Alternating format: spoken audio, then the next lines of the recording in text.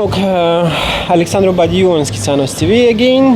Well, again, he haven't been on the first one, but we continue and follow up on Yahoo Open Hockey event that been taking place a month ago in Bucharest. So we have a bunch of questions we're going to address to Alexandru and see what is going to come up on.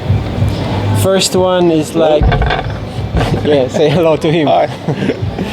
First one question we're gonna have is you won Yahoo Boss Hack. Yeah. That take a hike called. It gathers a lot of government-related data, and which is not public and difficult to access. It's public but difficult to access. You know, well, since nobody knows much about it, it's not exactly public. And then you're using Yahoo query language to deal with this data. Yeah, a bunch of Yahoo technologies I use to augment the data and get more information. How the whole thing is developed from A to Z? I mean, what's going on there behind? Well, I wrote a Python script to fetch the data, to parse the HTML from their site and get the data into a structured way.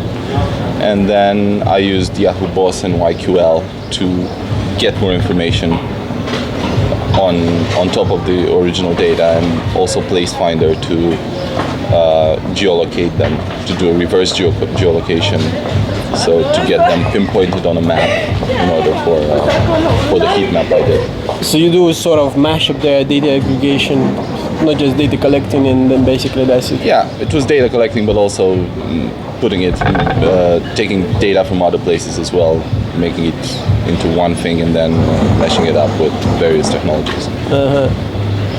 With Playlist-O-Matic, how this idea came up? I mean, what Yahoo products you've been using there, and why was the reason for it? I love having a playlist generated for me. I'm very lazy. I don't like to do my own playlists. And all this software I've been using is limited to whatever you have on your computer. So I had this idea in the back of my head for some time to use the internet, which is full of MP3s and songs, which I probably don't know of, to try to use that as a source for this. And my idea was to basically allow you to input anything and try to figure out what your mood is, or if you're quoting a particular song or anything like that. And what I did was I used Yahoo Boss to search songmeanings.net and try to find in the comments on a particular song or songs, find the words you entered. And I got a list of seeds, so to speak, a list of songs. It was just a string. It wasn't artist and title or something like that. And then I used Econest, the Econest API, to actually search for structured information about each song. And then I used Yahoo YQL with Last.fm to actually gather tags about the song, to be able to filter them, and also related songs to it, and all of them at the end kind of build up this playlist of songs. And is it your first music service you ever built, or you've been doing something similar before? No, it was my first foray into the... You did after anything with it? I mean, you left it as a application that people can use or something? It's left as it is right now. I'd like to build on top of that, since I wanted to use GrooveShark to generate the playlist automatically, but GrooveShark has a closed API that didn't give me access to it, so I ended up using YouTube. And I'd like to actually end up using GrooveShark and probably tune it up a bit, since it's not really... Why not to make it as, for example, Boxy TV channel or something? You know, they set up boxes where you XBMC, Boxy, others. When you're creating your little mashup application, it's appears on TV and people can use this keyboard, whatever console thingy they're using. My first focus would be just to improve it, because right now the results are not that well all the time. It was, as it was shown in the presentation at Yahoo Open Hack, I had Rebecca Black showing up everywhere because people comment on her and tag her as metal and as punk and as all this kind of stuff. So my first focus would be to switch from YouTube maybe to Groove Shark and try to improve at least the algorithm, the way the data is fetched and the sources and so on. Nice. Have you ever been to any other hackathons, or is only your first event you It's have my first attended? event. Yeah, it's my first event. You thinking to continue this way? I mean, you're gonna search for any other events like this one out somewhere, maybe outside I'd like to of the go country? to others, but we didn't really have a lot of hackathons in Romania. I think. Yeah, unfortunately. There were some smaller local events organized by Vurbe, which is this local gather of web programmers, but it was very small and a long time ago, I think. So Yeah, the last one I seen, it was like 30 people, something like that. It was outstanding. yeah. But sure, I would love to continue like doing it. It was a really nice experience. For many, gonna be big interest about your daily job, what you actually do for living, what brings food on your table. Yeah, so it's not that interesting. I work for a Dulmec, which is a Romanian company, but it's US funded, where we're building all sorts of local products for Bucharest and for Romania in general. What Adomec does? We started focused on search and building, vertical sites, niche search engines for different types of products or categories, and we branched into the deal Groupon type business lately. So kind of these are the two directions we're following right now. I see. So it's somewhat between Groupon and Yellow Pages, something like that? They're kind of separate. Yeah, we have something like Yelp in the US. It's called urbo.ro. We have all this data which we gathered ourselves for about a year. We have a lot of data, starting from the clubs around here to the non-stop place where you can buy bread at 2 in the morning in your neighborhood. And we also have two deal sites, dealfever.ro, which is targeted towards women type deals, and dulmac.ro, which is a deal aggregator. Sites that made by Adomec, they usually name it in English, right? It's websites made by Adomec made in English. I mean, No. the title, no? No, it's for Romania. So it's Romania. No, I mean names the title. So whatever thing, the fever deal thingy.com, they're not naming it in a Romanian way. Yeah, some words are exactly. They're still in English. I think it happens to a lot of sites here. It's kind of hard to find good translations for some words. Yeah, it's the same like translating from English to French. Yeah, It's hard to so yeah, I seen this one. How stuff works for you on during the day? What's your development environment? What tools you using? How the whole thing organized there? I'm not organized. I mostly use macOS and Linux.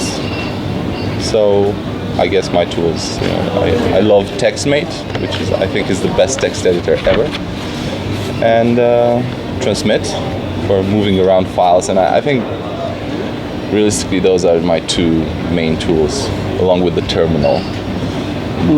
The stuff I use every day. Yeah, I use Photoshop from time to time or different other specific tools, but every day you'll probably find me with TextMate and Transmit open. Is it because you're influenced by Linux environment all the time? So this is why like your preferred tools and things? Yeah. The kind of technologies I use are Linux based, so to speak, like open source, like PHP and Python and MySQL, and I kind of grew up using them under Linux, so it's kind of got into my habit to work from the command line. And For how long you doing it? it's I don't know, 12 years. It's pretty good one. Yes. Web development for about 8 years, I think. General programming for about 12. So you're more into web development right now, right? What technologies you mostly focus during the day? I mean, if we looking just in a scope of the day, what more occupies you? yes, I'm more into web development right now. I'm using Drupal a lot, and we're using Drupal at the Toolmec. So mostly I'm going to be working on Drupal related stuff. Yes, yeah. But recently, well, for a couple of months, I've also started doing mobile development for Android and iPhone. iPhone is more recent. For Android, we actually launched a couple of applications. So from time to time, it's not just Drupal, it's Android or maybe, iPhone development. But right now, it's mostly Drupal. How is the Drupal community in Romania? How big is it? And do they have any meetups or anything? The Drupal community here is very small. It's not really well organized. Partially my fault because I'm handling Drupal.ro. And I'm not doing a very good job, I must admit. But we're growing it. It's becoming Drupal is becoming known here. It's getting big here too. So you're planning to do any meetups? We had the first Drupal camp, Romanian Drupal camp last year in Timișoara, and we had a week before Yahoo Open Hack we had Drupal camp Bucharest, which was pretty good. It was really nice, and we're planning to do another one in Cluj, I think, in the fall. It's nice. I mean, there are a lot of people coming from different countries here and everyone was trying to hire people. So Drupal is getting big. It's a normal stuff because people come in here first of all because of cheap labor, and it's like Wild West. Like, here we go, we can do something about it. Yes, a lot of them actually said that. Yes, it's cheaper here, but still, it's nice. I mean, to see that there's this thing going on, and that people are actually starting to use Drupal more and more, and you can actually get a job really easy now, as opposed to, I don't know, I started using Drupal, I think, 7-8 years ago, and nobody knew about Drupal here at least. And out there, it wasn't as widespread as it is now. Obama wasn't using it yet. But we're trying to grow the community. We set up about 2 years ago Drupal Romania, which is a non-profit organization. And with Drupal Romania, we've done this Drupal camp meetings. We're gonna try to do some local meetings as well. Maybe not Bucharest related, but rather, area based. So people around Bucharest could come here, or we could do Timișoara for one day of talks and meetups. But it's still a plan. It's planning right now. We haven't decided anything. Good. Okay, let's get back a little bit to Open Hack stuff. You presented there 3 projects. You came there with already prepared homework, or just ideas appeared in your head just there when you just enter in there and everything, color it? And, I had the ideas, but I didn't come prepared. I haven't worked on them at all before the event. So it's all coded there in 24 hours, so is it was there? Yes. Good. You have any strategies, any tips? So, I mean, how you getting good work done on time, and how you manage to get it on hackathon with that short time period? Well, what worked for me, at least, was staying focused and trying to. What I did was I did every one of them. I didn't work in parallel. I did one, I ended it, started another one, and so on. And also not trying to over-engineer it, because as a programmer, I like nice, clean code, and I'm very tempted to, this doesn't look right. Yeah. I would like to release fast, release often. That's the thing. Yes, exactly. So, for example, the parser which I did for take a hike, it's horrible. I mean, I'm not proud of it, but it did the job. It does the job. Yeah, if I would have spent another, 4 hours making it very clean and handling errors more in a much graceful After all, way. you had 90 seconds to present the whole thing, and it's like there is no way anyone is gonna look inside Yeah, of it plus and that. get horrified. Exactly. Plus what that. happened there? So I didn't really over-engineer anything. It was it's probably very quick, some of it very bad code, I guess, but that worked for me because I gained a lot of time, not trying to make it pretty, or I can make it pretty afterwards, after the contest, in my own time. So I guess staying focused and not trying to over-engineer things is what worked for me. And that's it. I don't think I have enough. So it's not like you had some specific choice of technology or something. First of all, it's like being focused, knowing what you want to do. Yeah.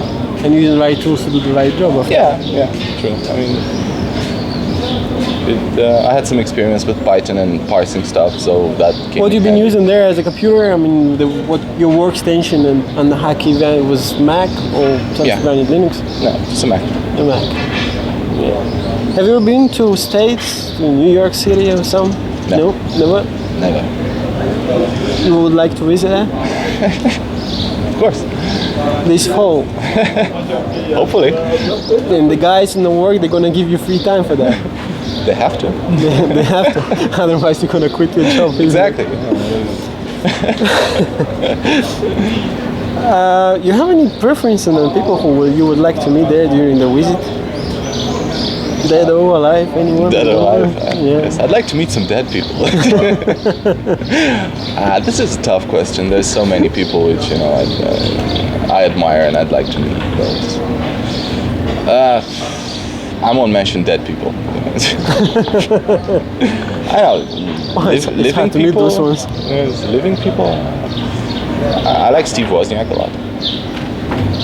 And not really technology related. I would really like to meet William Gibson.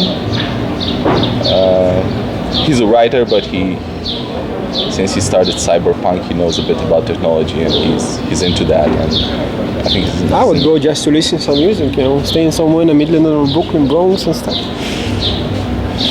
Yeah, that too. I guess music is probably gonna be the first reason for me to go over with the technology. Good. Moby lives in New York. I'd like to meet Moby if he's around there. If he's not on tour or anything.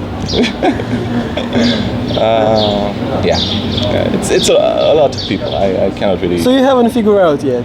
No. You know you're going, but you're not sure what you want to do there. No, not really. Just get there and see. Decide on the place. I'm not good with planning trips and planning routes and stuff. Yeah, to see. everything on the list. I'm so- more of I want to go there and go there. So Good. it's much more rewarding, I think, just exploring rather than. Alexandru Badiu was with us on Skisanas TV. It was done for Yahoo Theater, and I hope to see you next time. Thank you. Bye.